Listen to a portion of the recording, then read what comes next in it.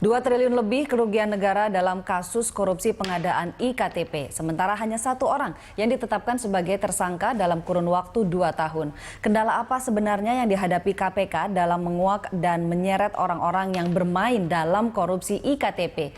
Siapa saja yang terseret di dalamnya dan langkah konkret apa yang segera dilakukan KPK?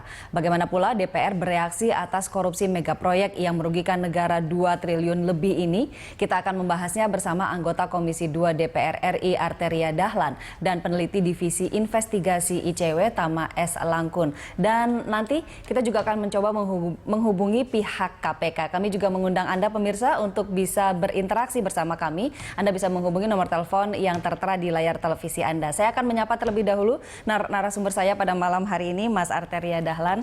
Selamat malam Mas Tama. Waalaikumsalam warahmatullahi. Terima kasih sudah hadir di Berita 1 TV. Sebelum kita berbincang, saya akan memberikan kesempatan terlebih dahulu kepada rekan saya Ahmad Murodi. Ya, pemirsa, sebelum lebih jauh kita membahas siapa saja yang disebut-sebut terlibat dalam proyek IKTP, kita akan bergabung dengan rekan Ahmad Murodi di Grand Studio. Silakan Dodi.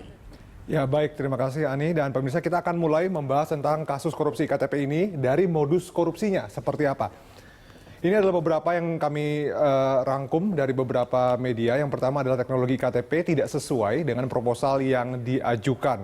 Memang dalam beberapa kasus teknologi yang diterapkan adalah menggunakan teknologi finger teknologi gitu. Padahal seharusnya yang berdasarkan atau yang seharusnya dilakukan yang ada tercantum dalam proposal adalah teknologi menggunakan iris teknologi. Padahal ini juga ketika media-media pembacanya atau reader di beberapa wilayah itu sudah menggunakan iris teknologi, tapi kemudian kartunya baru menggunakan finger technology.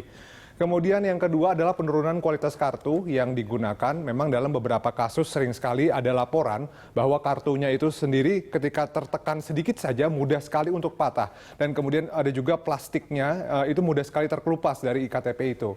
Kemudian yang nomor 3 adalah penggelembungan harga satuan IKTP. Nah ini juga karena ternyata memang ada perbedaan harga satuan yang tercantum dalam harga perkiraan sementara atau HPS begitu. Jadi harga yang ditetapkan oleh pejabat pembuat komitmen itu berbeda dengan harga ketika melakukan survei untuk proyek pembuatan IKTP ini.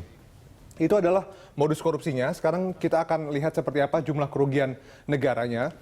Anggaran proyeknya memang Rp 6 triliun rupiah, tetapi kemudian kerugian negaranya 2 triliun rupiah versi KPK. Begitu, ini adalah penghitungan yang dilakukan oleh BPKP atau Badan Pemeriksa Keuangan dan Pembangunan. Angka 2 triliun rupiah ini bahkan sebetulnya hampir 2 kali lipat lebih banyak dibandingkan dugaan KPK sebelumnya. Karena KPK menduga awalnya hanya 1,12 triliun rupiah kerugian dari proyek IKTP ini. Kemudian kita akan lihat siapa saja pemenang tendernya. Ini adalah yang Anda lihat pemirsa, ini adalah konsorsium PNRI, pemenang tender pada 11 Juni 2011 yang lalu. Konsorsium ini mengalahkan PT Astragrafia. Ketika itu konsorsium PNRI ini menawarkan harga 5,9 triliun rupiah, sedangkan PT Astragrafia menawarkan 6 triliun rupiah. Dan dalam konsorsium PNRI ada 5 perusahaan, yaitu Perum PNRI, kemudian ada PT Sukovindo Persero, kemudian ada PT Land Industri Persero, kemudian ada PT Quadra Solution, dan PT Sandipala Artaput. Kemudian kita akan lihat yang terlibat IKTP ini adalah versi Muhammad Nazarudin, begitu. Ia menyebutkan beberapa nama ini dari pihak pemerintah. Gamawan Fauzi yang saat itu menjabat sebagai Menteri Dalam Negeri, meskipun ketika itu Gamawan Fauzi juga sudah melaporkan balik Nazarudin, begitu, karena dianggap mencemarkan nama baik dia. Kemudian yang kedua adalah Sekjen Kemendagri ketika itu yang bernama Diah Anggraini, dan kemudian Derajat Wisnu, Ketua Panitia Lelang, dan Sugiharto. Ini merupakan satu-satunya tersangka pejabat membuat komitmen dan ketika itu memiliki posisi Direktur Pengelola Informasi Administrasi Kependudukan Dirjen Dukcapil Kementerian Dalam Negeri. Selanjutnya dari pihak lain, dari politikus ada Anas Urbaningrum yang merupakan mantan Ketua Umum Partai Demokrat, kemudian Setia Novanto, mantan Ketua Fraksi Golkar, kemudian Melkias Markus Mekeng, mantan Ketua Banggar, dan Mirwan Amir, mantan Wakil Ketua Banggar. Masih dari politikus juga ada Oli Dondo Kambe, mantan Wakil Ketua Banggar, kemudian Hairuman Harahap, mantan Ketua Komisi 2 DPR, Arief Wibowo, Komisi 2 DPR, dan Ganjar Pranowo, mantan Wakil Ketua Komisi 2 DPR. Sedangkan satu lagi dari pihak swasta yang bernama Andi Narogong selaku pelaksana.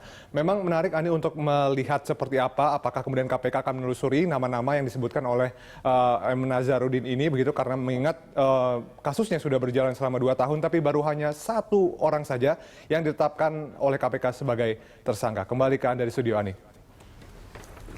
Ya baik Dodi, terima kasih banyak atas uraian Anda. Pemirsa, sebelum kita mulai perbincangan dalam Prime Time Talk malam ini, saya harus jeda terlebih dahulu. Jangan kemana-mana karena kami akan kembali.